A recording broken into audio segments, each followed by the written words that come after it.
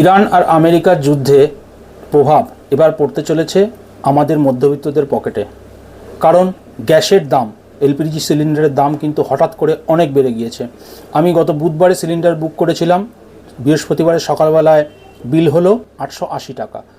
আজকে শনিবার হঠাৎ করে আরেকটা বিল জেনারেট হলো, যার দাম 940 টাকা, তার মানে 60 টাকা বেশি। এখানে আমার ডিস্ট্রিবিউটার সে কিন্তু চালাকি করেছে, আমাকে কিন্তু এই সিলিন্ডারটা কিন্তু আগেই ডেলিভারি করা উচিত ছিল, কিন্তু সে বদমাইশি করে তার বিলটা আজকে সকালবেলা জেনারেট করেছে, তাহলে আমার 60 টাকা পকেট থেকে বেশি যাচ্ছে। যাই হোক, এই যুদ্ধের প্রভাবে কিন্তু যেরকম গ্যাসের দাম বাড়লো, পেট্রোল ডিজেল সব কিছুর দাম বাড়বে, সরষের তেল, আমাদের খাদ্যদ্রব্য সব কিছুর দাম বাড়তে চলেছে।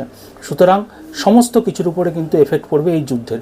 যুদ্ধ কেউ চায় না, কিন্তু তবুও যুদ্ধ হচ্ছে এবং আমাদের উপরে তার এফেক্ট পড়বে এবং লম্বা চলবে। সুতরাং সবাই নিজের পয়সা বাঁচান, সেভ করুন এবং সুস্থ থাকুন।